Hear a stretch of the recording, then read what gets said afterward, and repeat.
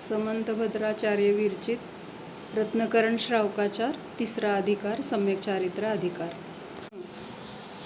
तर ते वर्धमान स्वामी, त्यांना माझा नमस्कार असो। ते कसे आहेत? अंतरंग आणि बहिरंग लक्ष्मीने जे सहित आहेत, ज्यांनी काय केलेलं आहे, स्वतःच्या आत्म्यापासून सर्व पापरूपी कलंकाला नष्ट केलेलं आहे।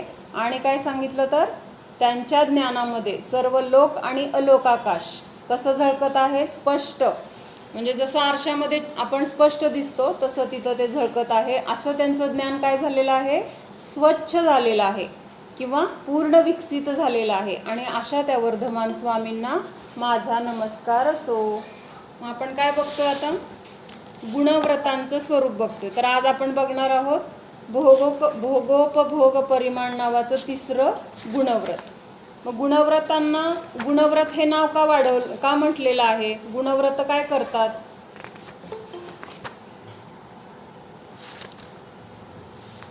अणुव्रतांची शक्ती वाढवतात किंवा अणुव्रतांना जे काय आहे तर आणखीन बळकट करण्यामध्ये मदत करतात, म्हणून त्यांना काय म्हटलंय, गुणव्रत असं म्हटलेलं आहे। तर आज आपण भोगोपभोग नावाचं जे तिसरं गुणव्रत आहे तर ते बघूया। तर त्याचा श्लोक म्हणूया, 82 नंबरचा श्लोक आहे। अक्षार्थानां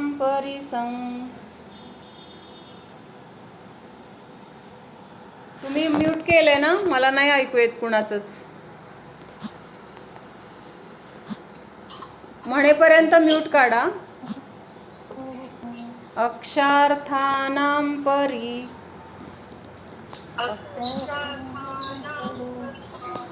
संख्यानं भोगोपभोग परिमाणम्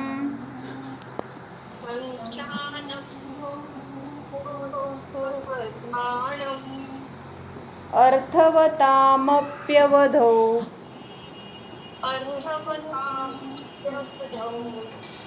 रागरतीनां तनुकृतये।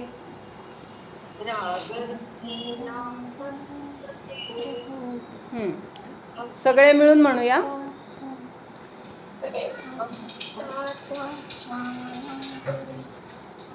हा म्हणा।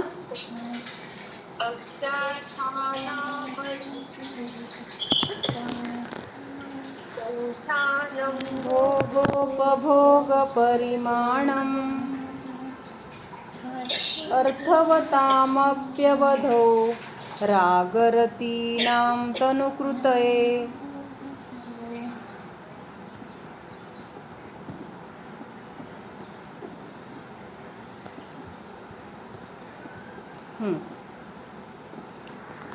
तर काय सांगितलंय, भोगोपभोग परिमाण नावाचं गुणव्रत सांगितलंय। आता ह्याच्यामध्ये काय सांगितलंय, भोग आणि उपभोग, म्हणजे भोगण्यासाठी आणि उपभोगण्यासाठी जी काही साधनं आपल्याला लागतात तर त्याच्यामध्ये काय करायचे, परिमाण करायचे। परिमाण करायचे म्हणजे काय, त्याच्यामध्ये आणखीन मर्यादा करायची। अणुव्रतामध्ये आपण ही मर्यादा केलेलीच आहे।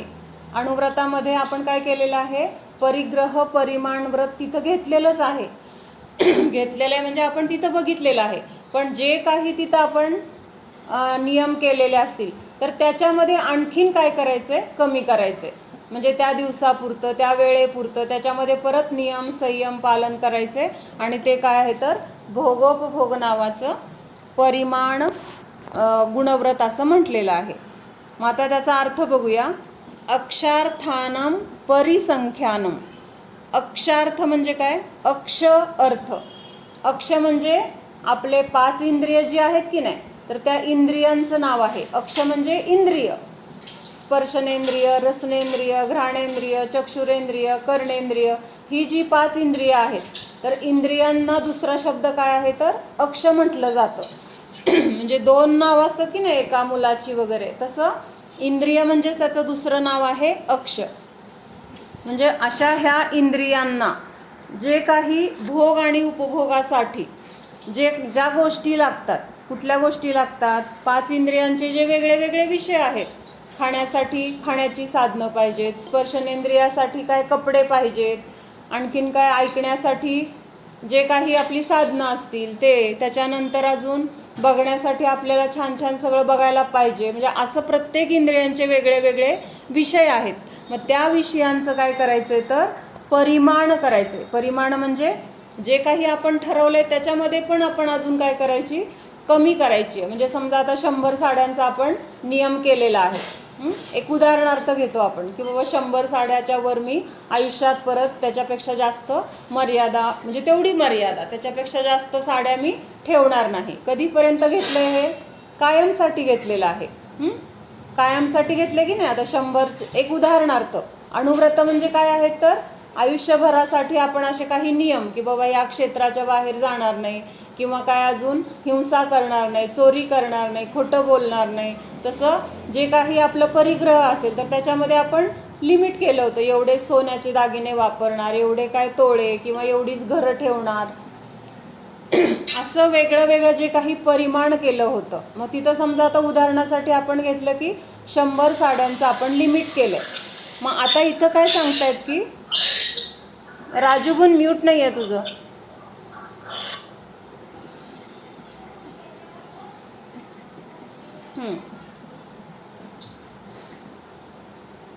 तर आता समजा 100 साड्यांचा आपण नियम घेतलाय कायमसाठी की 100च्या वर मी साड्या ठेवणार नाही. मग आता ह्याच्यामध्ये काय करायचं की 100पेक्षा पण थोडे, 1 महिन्यासाठी मी 10 साड्या वापरेन, किंवा आज मी फक्त 2च साड्या वापरेन. म्हणजे असं परत त्याच्यामध्ये काय करायचं आहे, त्या त्या दिवसापुरतं किंवा आणखीन काही थोड्या काळासाठी त्याच्यामध्ये परत कमी, त्याच्यामध्ये मर्यादा करायची, किंवा बाकीच्यांचं तिथं त्याग करायचं. तर हे काय आहे, भोगोपभोग नावाचं भोगोपभोग परिमाण नावाचं गुणव्रत आहे.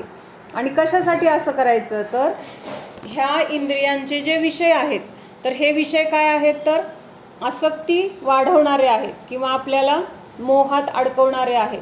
म्हणून ह्या इंद्रियांना ताब्यात ठेवण्यासाठी, किंवा हे जी काही आपली आसक्ती आहे, राग आहे, तर त्या रागाला नष्ट करण्यासाठी. कशासाठी, जो काही ह्या परिग्रहाबद्दलचा आपला मोह आहे, राग आहे. राग म्हणजे काय, लोभ ह्या अर्थाने घ्यायचं बरं का. राग म्हणजे आपण म्हणतो ना मला राग आला, तो राग इथं घ्यायचा नाही. तर त्या गोष्टीचा राग आहे म्हणजे त्या गोष्टीबद्दल आपल्याला लोभ आहे, त्या गोष्टीबद्दल आपल्याला प्रेम आहे, तर तिथं राग हा शब्द शास्त्रामध्ये वापरला जातो. मग असं ह्या इंद्रियांचे जे काही विषय, म्हणजे जे काही आपले भोग आणि उपभोगाची साधनं आहेत, तर त्या साधनांमध्ये आपली असते आसक्ती. आणि ती आसक्ती कमी होण्यासाठी, किंवा तो मोह कमी होण्यासाठी हे परिमाण गुणव्रत सांगितलेलं आहे. कशासाठी सांगितलं आहे, आपले जे हे 5 इंद्रिय आहेत त्या 5 इंद्रियांना भोगण्यासाठी आपल्याला जे काही विषय, म्हणजे जी काही साधनं आहेत, खाण्याच्या वस्तू असतील, किंवा दागदागिने असतील, घरदार असेल, पैसा असेल, गाड्या असतील, किंवा अजून आपल्याला आपल्या आवडीचे जे जे काही विषय असतील, तर त्या सगळ्यांमध्ये आपण आसक्ती कमी व्हावी ह्या अपेक्षेने मर्यादा करणं, किंवा जेवढी पहिली मर्यादा केली होती त्या मर्यादेमध्ये पण अजून घट करणं, त्याच्यामध्ये लिमिट करणं. तर हे काय आहे, भोगोपभोग नावाचं भोगोपभोग परिमाण नावाचं गुणव्रत आहे. आता भोग आणि उपभोग असे 2 शब्द आले तिथं. काय शब्द आले, भोग आणि उपभोग. तर भोग कशाला म्हणायचं आणि उपभोग कशाला म्हणायचं, तृप्ती, भोग कशाला म्हणायचं आणि उपभोग कशाला म्हणायचं, सुकांता. एकदा भोगतो त्याला भोग म्हणायचं, आणि वारंवार ज्याला भोगतो त्याला उपभोग म्हणायचं. हा मावशी, ज्यांना येत नाही ना त्यांना मुद्दाम विचारते ग मी. तुला आता तुझा अभ्यास झालेला आहे ना, हे बाकीचे मग त्यांना विचारलं म्हणजे लक्षात राहतं ग, बाकी काय नाही. राजूबून कोण सांगते, सुकांता आहे का, संयोग, तरी पण सांगू दे ना, रिपीट सांगितलं तर आणखीन लक्षात राहील. तो पण सांग ना, चालतं ना. तृप्ती पण कॉपी होते ना. नाही होत, प्रत्येकाने उच्चार करायचे असतात. हा, तर मी ना ज्यांची नावं घेते ना त्यांनी सांगत जावं. मला एवढीच अपेक्षा आहे की नवीन लोकांनी पण त्या निमित्ताने लक्ष देऊन सांगावं, किंवा स्वतः एकदा सांगितलं तर लक्षात राहायला सोपं पडतं, बाकी काय नाही. हां, तृप्ती. आ एवढंच सांगितलं त्यांनी. आम्ही विचारच करत होतो गं काय उत्तर सांगायचं तुला म्हणून. तेवढंच बर त्यांनी सांगितलं. ठीक आहे. आता त्यांनी सांगितलं, तू ऐकलं ना, आता रिपीट कर म्हणजे तुला काय समजलं ते मला कळेल. बरोबर आहे. हे खरंच आहे. एखादी गोष्ट जेव्हा एकदाच आपल्याला मिळते, एकदाच आपण जेव्हा तिला भोगतो, तेव्हा ते भोग असतं. जेव्हा तीच गोष्ट पुन्हा भोगायला मग ते उपभोग. बर, आता तू उदाहरण देऊन सांग मला, भोग कुठलं आहे आणि उपभोग कुठलं? गरजेपुरतं मला एक 4 साड्या असल्या, 4 ड्रेस असला तर तेवढं पुष्कळ आहे. म्हणजे ती गरज आहे. ती नाही गरज नाही नाही, तेवढी भोग आणि उपभोग दोन गोष्टी वेगळ्या आहेत. मग आता आपण काय म्हटलं, मावशीने काय सांगितलं, जी गोष्ट आपण एकदा भोगतो त्याला म्हणायचं भोग. म्हणजे परत ती गोष्ट आपल्याला भोगता येत नाही. म्हणजे एकदा भोगलं की त्याचा विषय संपला, ती गोष्टच संपली, त्याला म्हणायचं भोग. आणि उपभोग म्हणजे काय, परत परत आपण ती गोष्ट वापरू शकतो, मग त्याला म्हणायचं उपभोग. आता ह्याच्यावरून तरी सांग. मिळतं हां ते भोगून घ्यायचं काय असेल ते. आणि उपभोग म्हणजे जेवण खाणं ह्या गोष्टी रोज रोजच लागतात, त्या उपभोगाव्याच लागतात. तसं नाही, तसं नाही. अजून कोण सांगते? हां, राजूबून सांग. म्यूट आहे तुझं.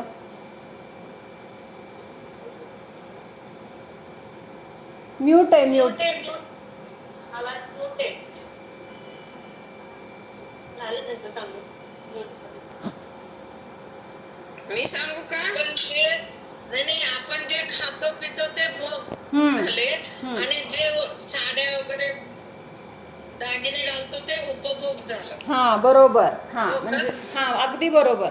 म्हणजे जी गोष्ट आपण परत भोगूच शकत नाही, एकदाच भोगता येते, त्याला म्हणायचं भोग. म्हणजे आता आपण जेवण करायला घेतलं, जेवलो, मग आता ताटातलं जे काही आपण संपलंय ते परत खाऊ शकतो का? एकदा खाल्लं म्हणजे संपलं, मग त्याचा भोग आपण एकदाच घेऊ शकतो. मग दुसऱ्यांदा आपण खाणार तर ते दुसरं अन्न असणार, पहिलं खाल्लेल्याचाच परत भोग घेऊ शकतो का? नाही घेऊ शकत. मग त्याला म्हणायचं भोग. किंवा आता पाणी आहे किंवा रस आहे, कुठला अजून दुसरं सरबत आहे, दूध आहे, मग जे काही आपण एकदा घेतलं तर घेतल्यानंतर ते काय झालं, संपलं. तिथं संपलं म्हणजेच काय, त्याचं एकदा खाताना पिताना जे काही आपण भोगलं, आपण भोगतो की नाही, भोगतो म्हणजे ते खाताना आपण इंटरेस्टने खातो की नाही. दूध आपल्याला कसं आवडतं, गरम आवडतं, कुणाला गार आवडतं, कुणाला बोर्नविटा घातलेलं आवडतं, कुणाला वेलदोडे घातलेलं आवडतं. आपल्या आपल्या आवडीचं आपल्याला मिळाल्यानंतर हा हा मस्त लागतंय असं म्हणून आपण पितो की नाही. जरी आपण बोललो नाही तरी पण मनामध्ये आपल्याला हा विचार असतो की नाही, छान लागतंय दूध आज, किंवा मस्त झालंय, असा आपल्या मनामध्ये जो भाव आहे ना, आणि तो भाव करत करत आपण ती वस्तू खातो किंवा पितो, तर त्याला काय म्हणायचं, भोगतो आपण. तर ते भोगणं झालं. मग ती वस्तू आपण जेव्हा खाल्लं किंवा पिलं त्यावेळेस ती वस्तू संपली, म्हणजेच त्या वस्तूला आपण त्यावेळेस भोगलं तेव्हा ती वस्तू संपली, म्हणजेच त्याचा आपण भोग घेतला. परत ती गोष्ट आपण भोगू शकत नाही. म्हणजे एकदा वापरून संपली की ती नष्ट झाली, आता दुसरी घ्यावी लागेल आपल्याला. पण पहिली जी गोष्ट आपण घेतली होती तर ती एकदाच आपण खाऊ शकलो किंवा एकदाच पिऊ शकलो. हां, सांगितलं मग ते बरोबर आहे की आयुष्यात भोगून घ्यायचं. आवाज कुणाचा तरी ना चालू आहे, त्यामुळे तुझा आवाज क्लिअर येत नाही. मावशी तुझं म्यूट कर, विपो मावशी. हां, म्यूट आहे तुझं. आयुष्यभर, आयुष्य म्हटलं तरी म्हणजे ते उदाहरण इथं आपण कसं लावणार, कारण एक आयुष्य जगत असताना आपण कितीतरी गोष्टी भोगतोय आणि उपभोगतोय. आता इथं परफेक्ट आपल्याला हां पर्टिक्युलर फक्त एका आयुष्याबद्दल घे ना. हां एकच आयुष्य आहे माणसाला, हां तो जन्माला येतो आणि तो मरतो, तर मग ते एकदाच भोगणं झालं ना. म्हणजे खूप संक्षिप्तपणे मोठ्या अर्थाने त्याचा अर्थ. नाही, तसं नाही लावता येणार. आपल्या रोजच्या जीवनातलं उदाहरण पाहिजे, की रोजचं आपल्या 5 इंद्रियांचा विषय आहे. पावडर पावडर, फुलांचे हार, खायचे पान, अशा गोष्टी एकदा बघून अशा गोष्टी घ्यायच्या ग. आयुष्य हे नाही घेता येत इथं. 5 इंद्रिय जी आहेत ना, 5 इंद्रियांना भोगण्यासाठी ज्या गोष्टी लागतात, मग 5 इंद्रियांच्या साठी लागणाऱ्या गोष्टींमध्ये 2 प्रकार केले, एक भोग आणि दुसरा उपभोग. मग त्या इंद्रियांना आपण एकाच वेळेस जे काही भोगू शकतो तर ते भोगमध्ये घ्यायचं, आणि जे परत परत भोगू शकतो, म्हणजे आता एक साडी आहे, मग ती साडी आपली 10 वर्षापूर्वीची पण असू शकते, परत परत धुतली, परत परत वापरली तरी ती फाटलेली नाही आहे किंवा खूप टिकली. आपण म्हणतो की नाही ही खूप टिकलं, किती वापरलं तरी फाटलं नाही किंवा खराब झालं नाही. मग अशा वस्तू आपण परत परत वापरतो. किंवा स्वयंपाकाची आपली भांडी आहेत, रोज आपण त्याच कुकरमध्ये भात भाजी करतो, त्याच ताटामध्ये जेवतो, धुतो, परत त्याच्यातच करतो. म्हणजे त्या भांड्यांचा वापर आपण परत परत करतोय. त्या साड्यांचा, त्या अंथरुणाचा, त्या पांघरुणाचा, त्या आपल्या कोच असेल, घरामधलं जे काही फर्निचर आहे, आपला मोबाईल आहे, एकच मोबाईल आपण कमीत कमी 2-3 वर्ष तरी वापरतो की नाही. कोणी जास्त वापरत असेल, कोणी कमी वापरत असेल. म्हणजे हे कसलं साधन आहे, भोगाचं आहे का उपभोगाचं आहे मोबाईल? उपभोगाचं. हां, उपभोगाचं. म्हणजे परत परत आपण जी गोष्ट भोगतो ना, तर त्याला उपभोग असं म्हटलं. आता पक्क झालं हे. चॉकलेट काय आहे? पण सांगितलं होतंस एकदा, आम्ही विसरलो. हां, मग तेच म्हणून आता पक्का असं करा की पुढच्या वेळेस विचारल्यावर लक्षात राहणार. म्हणून विचारल्यानंतर आपण स्वतः सांगितलं की नाही ते जास्त लक्षात राहतं. अगं आम्ही विचारच करत होतो काय सांगितलं होतं. बरोबर मावशीने सांगितलं. हां, ठीक आहे. आता मी काही विचारते तर ते तुम्ही भोग आहे का उपभोग आहे एवढं सांगायचं. Chocolate, chocolate. म्यूट काढा थोडा वेळ आणि सांगा पटापट. भोग. भोग आहे चॉकलेट. पेन. पेन. हां, पेन. उपभोग. हां, अजून काय सांगू? स्वेटर. उपभोग आहे. चष्मा. उपभोग आहे. कानातलं. उपभोग आहे. अजून काय? हां, आईस्क्रीम. भोग आहे. आंबा. भोग. फूल. भोग आहे. हां, अत्तर. उपभोग आहे. हां, उपभोग आहे. कसं? सारखं वापरतो की आता. अगं एकदा मारलेलं तुझ्या कपड्यांना आज मारलेलं परत उद्या वापरू शकते का ते? सकाळी मारलेलं आज तर एकच आहे ना. तसं नाही का, परत वापरता आलं पाहिजे. एकच असते ना ग. हां हां, बाटली एकच आहे, वास पण एकच आहे. त्यातलंच एक बाटली एकच आहे, मग वापरत राहतो. त्यातून जे बाहेर पडलं एकदा ना ते परत वापरू शकतो का आपण असं? मग त्याचा असेल तर पहिले दोन्ही पण आहे मग. भोग पण आहे, उपभोग पण आहे. आपण त्यातनं अपेक्षेने घ्यायचं ग. मग आता डबा आहे, लाडूचा डबा आहे, त्यातला लाडू घेतला आपण खायला, मग तो लाडू खाल्ला, लाडू भोग आहे का उपभोग आहे? भोग आहे. हां, मग आता तू म्हणशील डब्यात अजून आहेत की, पण ते दुसरे झाले ना. तसं त्या अत्तराच्या बाटलीतलं आज अत्तर जे मारलं तर ते मारलेलं अत्तर हे भोगामध्ये येणार आणि बाकीचं बाटलीतलं ते अजून वापरलंच नाही ना. ते जेव्हा वापरणार तेव्हा ते भोगच होणार. एकच वस्तू परत परत वापरू शकणं. सगळं तेच आहे ना. मला काय म्हणायचंय, एकदा त्या बाटलीतून बाहेर निघाला अत्तर, ते परत आपण दुसऱ्या दिवशी पण तेच वापरू शकतो का? बाहेर पडलेलं दुसऱ्या दिवशी बाटलीतलं दुसरं येणार. म्हणून ते भोगामध्येच येणार, उपभोगामध्ये येणार नाही. समजतंय का? सारखं सारखं वापरतो पण प्रत्येक वेळेस नवीन वापरतोय ना. बाटलीतलं जरी असलं तरी कालचं अत्तर त्या बाटलीत नाही आज, त्या बाटलीतलं अत्तर वेगळंच आहे. आता काल वापरलेलं बाहेर पडलेलं संपलं, नष्ट झालं. किंवा त्या कपड्यावर असेल पण त्याचं पातेलं बरं असतं. दूध पातेलं बरं असतं, पण आपण घेताना एक कपच घेतो ना. हां, बरोबर, मग ते भोगच झालं. भोगच झालं. हां, असं. हां, तर हे झाली भोग आणि उपभोगाची साधनं. तर आता ह्याच्याबद्दलचं आपण हे पुस्तकच घ्यायला पाहिजे. एक मिनटं मी सांगते, थोड्या वेळाने बघून ठेवते मी. हां, तर काय हे इंद्रियांचे विषय हे असे आहेत की त्यांना आपण किती जरी देत गेलो, आता म्हणजे आता भूक आपली पोट भरेल आणि परत आपल्याला भूक लागणार नाही, किंवा डोळ्यांना पाहिजे ते विषय दिले परत आपल्याला ते बघायची इच्छा होणार नाही, किंवा आपल्याला जे ऐकतं ते ऐकून आपले कान तृप्त झाले परत ऐकण्याची इच्छा होणार नाही, असं होत नाही. परत परत थोड्या वेळाने त्या इच्छा काय होतात, उत्पन्न होतात.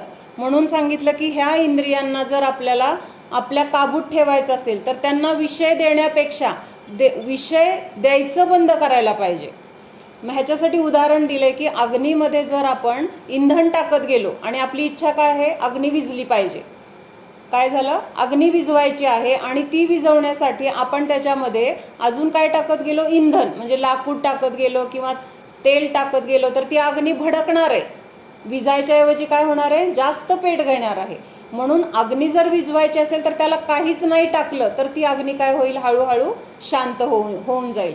तसं हे 5 इंद्रियांचे जे विषय आहेत तर ते विषय जर आपल्याला नष्ट करायचे किंवा त्या भोगाची आसक्ती जर कमी करायची असेल तर ती इंद्रियांची जी मागणी आहे ना तर त्या मागणीकडे दुर्लक्ष करावं लागेल. तर ते इंद्रिय मग मागणी कमी करणार किंवा मागण्या त्यांच्या इंद्रियांकडून कमी येणार असं सांगितलंय. अजून हे इंद्रियांचे भोग आपण भोगून काय होतंय आपल्याला, इंद्रियांचे भोग समजा आपण म्हणलं ठीक आहे इंद्रियांची मागणी आहे तर आपण पुरवायला पाहिजेत. तर त्याच पूजेमध्ये एक ओळ आहे, इंद्रियके भोग मधुर विषसम लावण्यमयी कंचन काया. म्हणजे हे इंद्रियांचे भोग कसे आहेत तर मधुर विषसम आहेत. मधुर म्हणजे जे आपल्याला छान वाटतात, गोड आहेत किंवा अगदी स्वादिष्ट आहेत असे ते विषय किंवा फळ.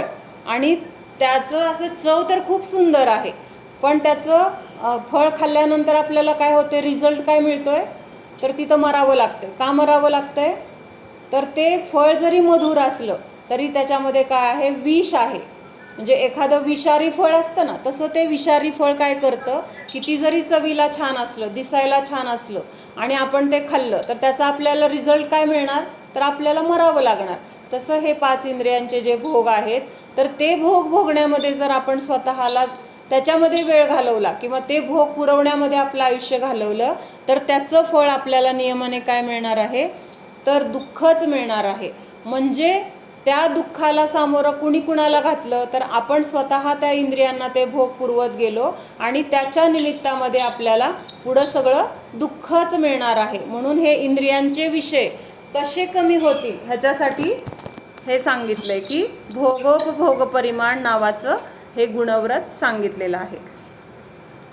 प्रयोजनभूत विषयों के परिणाम के भीतर, म्हणजे हे जे विषय आहेत 5 इंद्रियांचे तर त्याच्यामध्ये काय आहे, त्या विषयासंबंधी जो काही आपल्याला राग आहे किंवा आसक्ती आहे, राग आणि आसक्ती लक्षात येत आहे ना, त्याच्याबद्दल प्रेम किंवा त्याच्याबद्दल असलेली आपली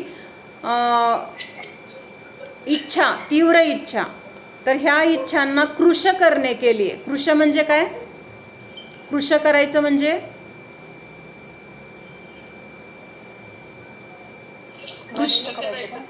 कृश करायचं. कृश कशाला म्हटलं जातं, हां, अगोदर कमी कमी करत मग नष्ट, एकदम तर नष्ट होणार नाही. म्हणून मग तिथं कृश म्हटलंय. म्हणजे आता एखादी व्यक्ती जर चांगली तब्येतीने असेल आणि खूप दिवसांनी आपण बघितलं आणि एकदम बारीक दिसली तर आपण काय म्हणतो की किती कृश झालाय, म्हणजे अशक्त झालाय. हां, अशक्त. तर ह्या इंद्रियांबद्दल जी आपली आसक्ती आहे तर त्या इंद्रियांच्या आसक्तीला काय करायचंय तर अशक्त करायचंय किंवा त्याच्यातली शक्ती आपल्याला पहिल्यांदा कमी करायची आणि ह्या कमी करण्यालाच काय म्हटलं तर कृश करणे.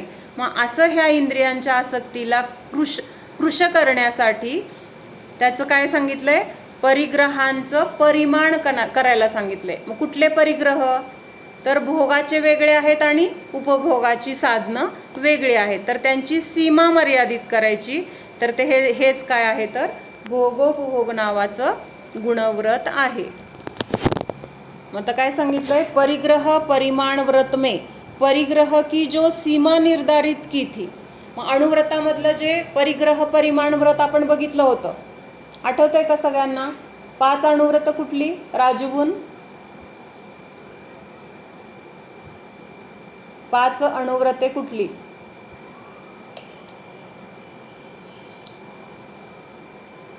5 पाप कुठली? 5 पाप कुठली? चोरी, कपट,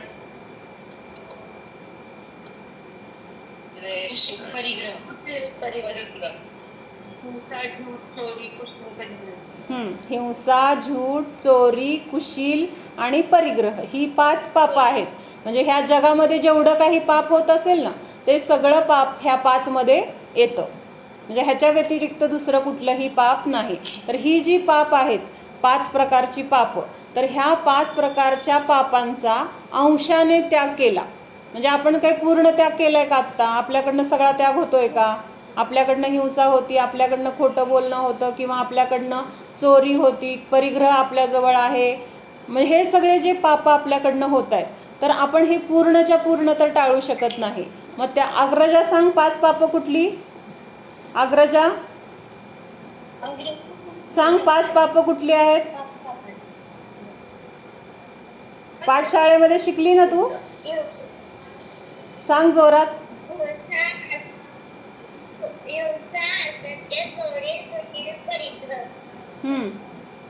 अजून एक राहिलं. हिंसा, असत्य, चोरी सांगितलं का? हां, हिंसा, असत्य, चोरी. कुशील पण सांगितलं ना? हां, छान छान. हां हां, छान. मग ही जी 5 पापं आहेत, तर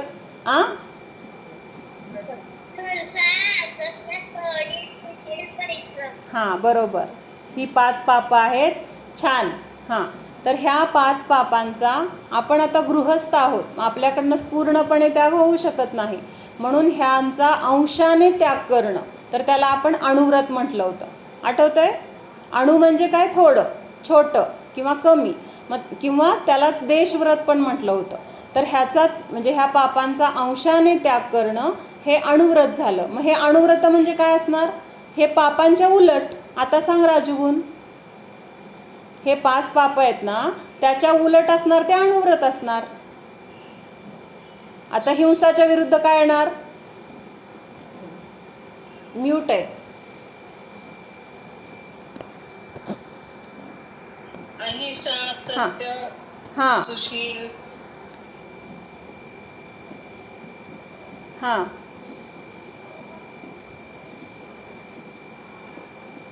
अहिंसा, सत्य, अचौर्य, त्याच्यानंतर ब्रह्मचर्य म्हणतो आपण त्याला, आणि शेवटचं आहे ते परिग्रह, परिमाण. आणि ह्या प्रत्येकाच्या पुढं अणुव्रत म्हटलं पाहिजे. अहिंसा अणुव्रत, सत्य अणुव्रत, अचौर्य अणुव्रत, ब्रह्मचर्य अणुव्रत आणि परिग्रह, परिमाण अणुव्रत. कारण जर पुढं आपण जर अणुव्रत नाही म्हटलं तर तीच महाव्रत पण आहेत. म्हणून इथं अणुव्रत आहेत, तर त्याच्या पुढं अणुव्रत हा शब्द येणार. मग ह्या 5 पापांचं काय? पापांमध्ये आपण ह्या 5 अणुव्रतांमध्ये आपण शेवटचं एक व्रत बघितलं होतं. कुठलं? परिग्रह, परिमाण बघितलं होतं. आठवतं आहे? म्हणजे तिथं आपण काय केलं होतं की जे काही आपल्याला गरजेचं आहे किंवा आयुष्यभरामध्ये आपल्याला साधारण लागणार एवढी अपेक्षा ठेवून किंवा तेवढं विचार करून आपल्याला एवढं बास होतंय असा विचार करून आपण त्या बाकीच्या सगळ्या परिग्रहाचा त्याग केला होता म्हणजे त्या व्रतामध्ये हे बघितलं होतं की हा असा बाकी सर्वांचा त्याग. म्हणजे एवढं भारताच्या बाहेर जाणार नाही, किंवा एवढी घरं ठेवणार, एवढा पैसा ठेवणार, एवढे दागिने ठेवणार, एवढे कपडे ठेवणार, एवढी भांडी ठेवणार, असं हे जे काही 10 प्रकारचा परिग्रह आपण बहिरंग परिग्रह बघितला होता. तर ह्या परिग्रहाचं आपण परिमाण केलं होतं. कुठं केलं होतं? ह्या भोगोपभोग परिमाण परिग्रह परिमाण व्रतामध्ये केलं होतं. मग ते काय सांगतायत आता? परिग्रह परिमाण व्रत में परिग्रह की जो सीमा निर्धारित की थी. म्हणजे आता आपण म्हटलं ना की बाबा समजा 100 साड्या ठेवणार असा आपण नियम केला. कधीसाठी केला हा नियम? आयुष्यभरासाठी केलाय. तर असा जो काही नियम केला होता, उसमें भी इंद्रिय विषयों का जो परिसंख्यान म्हणजे नियम किया जाता है वह भोगोपभोग परिमाण व्रत है. म्हणजे आता तो जो काही नियम केला असेल, कायमसाठी केलाय समजा, पण आता आपल्याला एकाच वेळेस 100 साड्या वापरतो का आपण? आज मी 100 साड्यांचा माझा एक कायमचा समजा नियम आहे. तर आज मी वापरलं तर जास्तीत जास्त किती वापरू शकतो आपण? समजा कुठं कार्यक्रमाला जायचंय, कुणाच्या घरी जायचंय, मंदिरात जायचंय, किंवा अजून कुठं भाजी आणायला जायचंय, काही निमित्ताने जर आपण दिवसभरात कुठे कुठे जायचं प्रसंग आला तर जास्तीत जास्त किती बदलू शकतो आपण? 4, 5, 2 किंवा 3, अगदी 5 धरून चाल. मग आज आपण एक दिवसासाठी, मला आज दिवसासाठी 5 साड्या सोडून बाकी साड्यांचा त्याग आज दिवसासाठी असं ठरवणं, तर हे काय झालं? परत त्याच्यामध्ये हे भोगोपभोग परिमाणमध्ये आलं. म्हणजे आपण परिग्रह परिमाणमध्ये जे काही सीमा निर्धारित केली होती, जे काही प्रमाण निश्चित केलं होतं, त्याच्यामध्ये पण आणखीन कमी करणं. आणि मर्यादा तर कमीच, म्हणजे आज दिवसापुरतं मी 5च साड्या वापरेन, आज दिवसापुरतं मी हेच दागिने, समजा आता कानातल्याचे आपले 4 सेट असतील तर आज मी हे सोडून बाकीचं काही घालणार नाही. म्हणजे हे एकच. आपण तर कितीतरी दिवस कानातलं बदलत पण नाही, आहे की नाही. बँकेतले दागिने बँकेतच असतात. मग जोपर्यंत बँकेतून दागिने काढून आणत नाही तोपर्यंत त्याचा त्याग. त्याग म्हणजे काय लगे आपण कुठे टाकून दिलं नाही, पण वापरणार नाही ह्या अपेक्षेने, बरं का. म्हणजे ती पण अपेक्षा लक्षात घ्या. म्हणजे त्याचा आपला हक्क संपला असं नाही, पण आज जरी माझ्या समोर असलं तरी ते मी वापरणार नाही. किंवा आज जेवायला बसलोय आपण, मग आपल्या जेवणामध्ये समजा आता जे काही पदार्थ केलेले असतील त्याच्यामध्ये पण मीही एवढेच खाणार. म्हणजे काही जण काय नियम करतात, आज ताटामध्ये जेवढं दिलंय तेवढंच घेणार, पहिल्यांदा जेवढं वाढलं असेल तेवढं खाणार, बाकीचा त्याग. म्हणजे त्या भोगाचं जे काही साधनं आहेत त्याच्यामध्ये तर आधी आपण नियम काय केला होता की घराच्या बाहेरील अन्नाचा त्याग, म्हणजे एक उदाहरणार्थ असा नियम केला होता. त्यात पण परत काय, जेवढं टेबलवर असेल ते सोडून बाहेरचं काही घेणार नाही. बाहेरचं म्हणजे आता टेबलवर समजा साखर नाही आहे आणि साखरेचा डबा दुसरीकडे आणि वाटलं आता साखर, पण आपण नियम काय केला आहे, टेबलवर जेवढं आहे तेवढं खाणार. मग तिथं आपल्याच घरातली असली तरी तिथं साखरसुद्धा काय झाली, तिथं त्याचा त्याग झाला. म्हणजे असं हे काय आहे, तर जे घेतलेले व्रत आहेत त्याच्यामध्ये पण अजून काय करत जायचं आहे, मर्यादा किंवा कमी कमी करत जायचं आहे. किंवा आता आपण समजा एक पालेभाज्यांचा नियम घेतला आहे, एक 10 पालेभाज्या खाणार किंवा बाकीच्या पालेभाज्यांचा त्याग. किंवा घरामध्ये फ्रीजमध्ये पण आपण एका वेळेस खूप काही आणून ठेवतो, मग आज फक्त मेथीच खाणार, मेथी सोडून बाकीचा त्याग. किंवा मेथी, कोथिंबीर, कढीपाला सोडून बाकीचा त्याग. एक उदाहरणार्थ बरं का, ज्याला जसं शक्य आहे त्यांनी तसं करायचं आहे. पण हे व्रत समजून घेण्यासाठी हे सांगते मी की त्याचा अर्थ लक्षात येतोय का. जेवढी काही मर्यादा केली होती त्याच्यामध्ये पण आणखीन घट करत जाणं, तर हे आहे भोगोपभोग परिमाण. यहाँ पर टीकाकार ने अर्थवताम का अर्थ ऐसा भी किया है, अर्थ परिग्रह रहित मुनि तो सुखादि लक्षण रूप आवश्यक प्रयोजनक वस्तुओं का परिगमन करते ही है. म्हणजे हे सगळं परिग्रहाचं तर त्यांना त्यागच आहे मुनींना. आणि कशासाठी करतात हे परिग्रहाचा त्याग, तो शब्द इथं आलाय सुखादी लक्षण रूप. म्हणजे परिग्रहाचा त्याग करणं ह्याचा अर्थ काय, सुखाला ग्रहण करणं. कळतंय का. तृप्ती झोपायला लागली. आपल्याला परिग्रह असणं म्हणजे सुखाला कारण वाटतं की नाही. परिग्रह असला तर सुख, जास्त पैसे मिळाले तर सुख, दागिने आले तर सुख, मनासारखे कपडे आणायला गेलो आणि एक पाहिजे होता आपण 4 ड्रेस आणले, मग तिथं सुख वाटतंय की नाही. आणि परिग्रहांना कशामध्ये सुख वाटतंय, मुनींना कशामध्ये सुख वाटतंय, जे काही परिग्रह होता तो परिग्रह सोडला आणि मग त्यांना तिथं काय झालं, ते तो परिग्रह सोडणं हे त्यांच्यासाठी सुखाचं कारण आहे. आणि आपल्याला परिग्रह सुखाचं कारण वाटतं, आपल्यासाठी सुखाचं कारण आहे असं वाटतं, पण प्रत्यक्षात परिग्रह सुखाचं कारण नाही. का आहे आता तरी आपल्याला आहे म्हणून त्यांना तसं वाटतं ना. आपण कुठं अजून तसं करतो. मान्यता तर ही पाहिजे ना ग. मान्यता आपल्याला गरज आहे म्हणून आपण गृहस्थ अवस्थेमध्ये पैसा लागणार, घर लागणार, कपडे लागणार, ह्या सगळ्या गरजा आहेत आपल्याला. पण आपल्याला त्याच्यामध्ये आनंद जो वाटतो ना, ते वाटणं चुकीचं आहे. आणि मुनींचं कसं आहे, हे त्यांना गृहस्थ अवस्थेमध्ये असतानाच त्यांना परिग्रह दुःखाचं कारण आहे असं त्यांना जाणवलं, म्हणून त्यांनी परिग्रह सोडला. त्यांनी परिग्रह सोडल्यानंतर त्यांना सुख मिळालं असं नाही आहे, त्यांना अगोदरच ते दुःखाचं कारण आहे असं वाटलं, म्हणून त्यांनी तो परिग्रहाचा काय केला, त्याग केला. आणि आपल्याला अजून का सोडू वाटत नाही, तर आपल्याला अजून त्या परिग्रहामध्ये सुख वाटतंय. परिग्रह माझ्या सुखाचं कारण आहे असं वाटते. म्हणजे आपली मान्यता कशी आहे, उलटी मान्यता आहे. उलटी मान्यता कशी आहे, किती शेवटचे टोचे किती शेवटचे टोचे आपण कुठं आणि ते कुठं. हां बरोबर आहे की, बरोबर आहे. पण जरी ते लांब असलं, अंतर जरी आपलं म्हणजे जास्त वाटतंय दोघांमधलं, तरी पण ते अंतर कमी करण्यासाठीच आपले हे प्रयत्न आहेत. ही व्रतं वगैरे तेवढ्यासाठीच सांगतायत आपल्याला की जेव्हा आपण हे परिमाण करणार तेव्हा आपल्याला ह्या भोगाच्या साधनांची आसक्ती संपणार, कमी कमी होत जाणार, कृश होत जाणार. जे शक्ती कमी कमी कमी होत जाते की नाही, जे दिवा आहे त्याच्यामधलं तेल संपत संपत संपत जातं तेव्हा तो दिव्याचं काय होतं, ज्योतीचा प्रकाश कमी कमी कमी होत जातो की नाही. पण मला काय वाटतं माहिती का बाई, की त्यांनी ठीक आहे त्यांचा तो म्हणजे स्वतःचाच त्यांचा निश्चय होता तो दीक्षा घेण्याचा किंवा ते सगळं सोडण्याचा. सो त्यांनी ते केलं आणि ते दीक्षेला गेले आणि ते मुनी झाले, इथपर्यंत ठीक आहे. पण आपल्यासारख्या सर्वसामान्य लोकांनी जर सगळं सोडायचं ठरवलं तर ते सामाजिक जीवनामध्ये राहायचं तसं अवघड होतं ना ग. आता बघ ना पुढे जाऊन, आता ठीक आहे म्हणजे मी पर्सनली स्वतःचा विचार केला तर ठीक आहे की बाबा मी नियम घेतलेत, मी हे सोडलंय, मी ते सोडलंय, माझ्यासाठी ठीक आहे. पण बाकीच्या म्हणायचंय मग हा किती विरोधाभास आहे. अगं गरज असणं आणि त्याच्यामध्ये आसक्ती असणं ह्या दोन गोष्टी वेगळ्या आहेत. गरज आहे म्हणून ह्या सगळ्या गोष्टी करायच्यात, कमवायचं आहे आपल्याला, ज्या काही मुलांसाठी लागणार आहे आपले म्हणजे पुढच्या आयुष्यासाठी आपल्याला ज्या काही गरजा आहेत त्याच्यासाठी गोळा करणं. मला सांग, गरजेपुरतच गोष्टी वापरणारी आपल्या जैन समाजामध्ये लोक आहेत का? आपण दुसऱ्याचं नाही बघायचं, आपण आपलं बघायचंय. आपण दुसऱ्याचं बघत बसलो तर आपलं राहील तसंच. आपलं जरी म्हटलं आपण तरी आपल्याकडे गरजेपेक्षा जास्त आहेतच की, सगळ्याच गोष्टी जास्त आहेत. मग ते कळतं ना, आत्ता कळतं ना मग त्याची मला किती गरज आहे आणि मी किती ठेवते.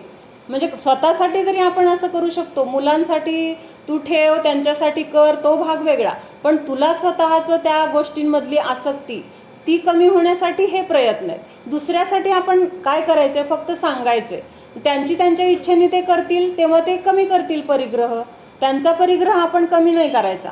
आपली जी परिग्रहामध्ये आसक्ती आहे, आपली जी साड्यांमध्ये, दागिन्यांमध्ये, आपल्या ज्या काही वस्तू स्वतःसाठी आपण घेतो तर त्याच्यामध्ये आपली किती आसक्ती आहे. एखादी आवडीची साडी हरवली तर ती साडी आपण बाकीची कुठलीही कामं करत असलं, साडी एक उदाहरणार्थ घेतले, दागिना घे किंवा आपल्या आवडीला एखादी कुणीतरी आपल्याला छान गिफ्ट दिली आणि ती आपल्याकडनं हरवली गेली तर आपलं लक्ष कुठं असतं. ती वस्तू जोपर्यंत सापडत नाही तोपर्यंत तिथंच त्या वस्तूतच डोकं असतं आपलं. काही काम करत असलं तरी डोक्यात कुठं गेली असेल, कुणी घेतली असेल का, आपल्या घरात कोण कोण येऊन गेलं मग त्यांनी नेली असेल का, म्हणजे 100 विचार आपले येतात. हे विचार कशामुळे येतात तर त्या आसक्तीमुळे येतात. मध्ये एकदा सांगितलं होतं ना, सयूचं कानातलं हरवलं. पोरी लहान असताना ती खेळण्या जरी, काय ग सयू, खेळण्या हरवल्या तर रडत बसली होती ना, का चोरीला गेल्या खेळण्या, पोरींच्या खेळण्या तिच्या चोरीला गेल्या तर ती रडत बसली. आता त्या खेळण्यांची काय बाब आहे, प्लॅस्टिकच्या असतील, 100, 200, 500 रुपयाच्या असतील, तेव्हा तर अजून स्वस्त असतील. पण तेव्हा ती त्या खेळण्या चोरीला गेल्या म्हणून रडत बसली. आणि आता हा स्वाध्याय ती जेव्हापासून म्हणजे ऐकते, प्रवचन ऐकते, यूट्यूबचे सगळंच, जेव्हापासून ती धर्माला लागली, परवा तिचं सोन्याचं कानातलं हरवलं, रडली का विचार तिला. मग का रडली नाही, त्या प्लॅस्टिकच्या वस्तूसाठी रडत होती, आता ही सोन्यासाठी का रडली नाही. जास्त रडायला पाहिजे. पण माझा काय अनुभव आहे माहिती का ताई, बऱ्याच वेळा असं होतं बरं का की आपण स्वतः खूप आजूबाजूची लोक आपल्याला बर्डन तेव्हाच देतात जेव्हा आपण घेतो. आपण जर स्थिर राहिलो ना, आजूबाजूची लोक सोडून देतात, ते आपल्याला बळजबरी करू शकत नाहीत. आपण जर ठरवलं ना, किंवा आपल्या मनाला काय वाटतंय ते आपल्या मनाला माहीत आहे ना. त्यांनी सांगितलं म्हणून मला वाटलं, त्यांनी केलं म्हणून मला झालं, हे पूर्ण चुकीचं आहे. आजूबाजूची लोक लाख बोलतील, पण आपल्याला स्वतःला जे ज्ञान झालंय ना, त्या ज्ञानावर जर आपण स्थिर राहिलो तर आपल्याला तिथं बाकीचे कोणी काहीच करू शकणार नाही. तर तिला मग असं म्हणले असतील की असं कसं रडत नाही ग तू, तुझं एवढं सोन्याचं हरवलं, तुला तिला वाटलं का, विचार ना वाईट तिला. किती रडली सयू तू, म्यूट आहे तुझं. मला म्हटल्या बायका मग हुडकायचं की, म्हटलं काय हुडकायचं, गेलं आपलं, नव्हतं ते गेलं. बरोबर. आता अजून एक आत्ताची ताजी गोष्ट सांगते. काल मला सकाळी पिंकूचा फोन आला की माझं ब्रेसलेट हरवलंय. तिला काय म्हणू नका, ती ओरडल मला परत. तिचं ब्रेसलेट हरवलंय म्हणून मला तिचा फोन आला आणि मला तीच परत म्हणते, फई ज्याचं होतं त्याला मिळालं. म्हणजे ती मला सांगते तू टेन्शन घेऊ नकोस, मी सगळीकडे शोधलंय, शोधायचं काम केलंय, ज्याचं असेल त्याला मिळालंय, मला काहीही वाईट वाटत नाही, मी रिलॅक्स आहे. म्हणजे थोड्या वेळाने तिचा हा मला मेसेज आला, पहिल्यांदा हरवलंय वगैरे सांगितलं. म्हणजे किती सहजतेने घेतलं तिने. हा, बरोबर. आता सोन्याचं ब्रेसलेट म्हणजे कमीत कमी 70-75 हजार तर होतं, त्याची अमाऊंट तेवढी होती. मग आता 70,000 म्हणजे एक सोपी गोष्ट आहे का कमवायला गेलं तर? म्हणजे आपल्याला ती प्रसंग आल्यानंतर आपली त्याच्यामध्ये आसक्ती किती आहे, आधी किती होती आणि आता नाही आहे, म्हणजे हा फरक का पडला. म्हणजे तिला सुद्धा हे का कळलं की बाबा ज्याचं होतं त्याला मिळालं, मी मागच्या जन्मी कुणाचं तर घेतलं असेल आणि आता ते मला द्यावं लागलं. म्हणजे एक लहान मुलगी आपल्यापेक्षा खूप लहान आहे, काय ती स्वाध्याय वगैरे पण करत नाही आहे, पण तिला तेवढं ज्ञान म्हणा किंवा तेवढं तिला समज आहे. आणि तिचे हे शांत परिणाम, कर्माचे बदल होतात म्हटलं ना मी, म्हणजे पापाचा उदय येतो, पण आपले परिणाम जर स्थिर असतील, शांत असतील, तर त्या पापाचा पुण्यामध्ये परिवर्तन होतं आणि तिथं ते पाप नष्ट होतं किंवा ते संकट नष्ट होतं. सकाळी आज 9:30ला तिचा फोन आला, पण मीच तिथं सवळ्यात होते, मला काय माहीत नाही. म्हणजे नंतर मी 1 वाजता वगैरे बघितलं तर तिचा मेसेज होता की फई ब्रेसलेट सापडलं. आणि कुठं सापडलं असेल, कुठं सापडलं असेल, ती जिथं गाडी लावते, पार्क करते ना गाडी, तिची गाडी आणि तिच्या गाडीच्या मागं अजून एक गाडी होती, त्या गाडीच्या मध्ये तिथं पडलं होतं. तिने काल रात्री जाऊन ते सगळं टॉर्चनी वगैरे बघितलं होतं, तरी सापडलं नव्हतं. आणि कधी काल सकाळी पडलेलं असणार आहे. आणि आज सकाळी तिने 9 वाजता काहीतरी जाताना सहज बघावं म्हणून तिथं गेली, तर तिला सापडलं. मला तर गॅरंटीने असं वाटतं की तिने आकुलता केली नाही, रडली नाही आणि इतकं शांतपणाने राहिली ना. ठीक आहे, गेलं, ज्याचं होतं त्याला मिळालं असेल आणि त्या परिणामांचं फळ, ते पाप तिचं असं कन्वर्ट झालं पुण्यामध्ये आणि तिची वस्तू तिला मिळाली. म्हणजे पापाचे उदय तर आले, येतात, येणार, पण आपण जर त्याच्यामध्ये स्थिर राहिलो ना, तर त्याचं असं कन्वर्शन होतं. म्हणून आपली आसक्ती कमी व्हायची. म्हणजे भले आपण किती पण तुम्ही खावा, रोज तुम्ही पंचपक्वान्न करून खावा, प्रश्न तो नाही आहे, कमी पण खाऊ नका, भरपूर खावा, पण त्याच्यामध्ये खाताना आसक्ती ठेवू नका. 50 तोळ्याची मर्यादा केली, 100 तोळ्याची मर्यादा केली, रोज तुम्ही सोन्याने मडून बसा, पण त्याच्यामध्ये आसक्ती नको. हे सोनं माझ्या सुखाला कारण आहे, हे अन्न माझ्या सुखाला कारण आहे, माझं रूप माझ्या सुखाला कारण आहे, ही आपली जी मान्यता असेल ना, तर ती मान्यता फक्त आपल्याला बदलायची आहे. आत्ताचं जीवन आपलं जसं आहे ना तसंच जगायचं आहे. फक्त जगताना फरक एवढा करायचा आहे की आधी त्याला माझं माझं म्हणून जगत होतो, त्याच्यामुळं मी सुखी असं म्हणून जगत होतो, तर आता जगताना त्याच्यामुळं मला काही सुख पण होत नाही आणि मला काही दुःख पण होत नाही. त्या ठिकाणी ते आहे जसं आहे, त्याच्या योग्यतेने आहे. माझ्या संयोगामध्ये येण्याची योग्यता होती म्हणून ते आज माझ्या संयोगामध्ये आहे. जेव्हा संयोग संपणार आहे तेव्हा त्याचा वियोग होणार आहे. असं जर आपण स्वीकारलं ना, तर आपल्याला दुःख होत नाही, आजूबाजूची लोक आपल्याला त्रास देत नाहीत. म्हणून काल मी एक प्रवचन ऐकलं महाराजांचं. हां, तर ह्याचं आपण अजून थोडं राहिले ते वाचते मी. म्हणजे मुनी परिग्रहाने रहित होतात, हे त्यांना ते सुखाचं कारण आहे. का बरं परिग्रह सुखाचं कारण आहे? मग आत्ता आपल्याजवळ परिग्रह आहे म्हणून सुखी आपण असं मानतोय, पण ह्या परिग्रहामुळेच आपण किती दुःखी आहोत हे आपल्या लक्षात येत नाही. हा जो परिग्रह आपल्या संयोगामध्ये आहे त्याला सांभाळायची जबाबदारी कुणाची आहे? आपल्याला सांभाळावं लागतं. ते परिग्रह जोपर्यंत आपल्याला पाहिजे तो मिळत नाही, तो मिळवण्यासाठी धडपड करावी लागते. धडपड करणं म्हणजे काय? कष्ट करावे लागतात, त्याच्यासाठी किती आकुलता आहे, त्याच्यासाठी किती काय काय म्हणजे कुठं कुठं जाऊन काय काय उद्योग करावे लागतात. त्याच्यानंतर तो आहे तो परिग्रह टिकल का नाही ही एक मनामध्ये भीती असते. म्हणजे आज पैसा आहे, पण तो पैसा जर उद्या नष्ट झाला तर काय करायचं, उद्या मला अजून पैसा लागला तर काय करायचं. म्हणजे अशा किती प्रकारच्या काळज्या आपण करतो. कशाच्या निमित्तात ह्या काळजी किंवा आकुलता आहे आपल्याला? तर हा जो परिग्रह आपल्यासोबत आहे, तर तो परिग्रहच आपल्याला ह्या सगळ्या काळजांना करायला लावतोय. किंवा ह्या चिंता, भीती, जी काही ह्या परिग्रहाचे विकल्प आहेत, तर हे सगळे विकल्पच काय आहेत? तर आपल्याला दुःख देतात आणि हे दुःख कशाच्या निमित्तात आहेत तर परिग्रहाच्या निमित्तात आहेत. मग परिग्रह सुखाचं कारण कसं? आपल्याला वाटतंय परिग्रह सुखाचं कारण, पण जर आपण विचार करत गेलं तर लक्षात येते की परिग्रहामुळेच आपण दुःखी आहोत आणि परिग्रह जर आपल्याला दुःखाला कारण असेल तर त्या परिग्रहाची आसक्ती का करायची? किंवा ते परिग्रह आपल्यासोबत येणार नसेल तर त्याच्यासाठी एवढी आसक्ती, एवढं दुःख, असं काय उपयोग आहे त्याचा? म्हणून सांगितलंय की परिग्रहरहित मुनी तो सुखादी लक्षण रूप आवश्यक प्रयोजन वस्तुओं का परिगणन करते है, म्हणजे त्याचा त्याग करतात सगळे.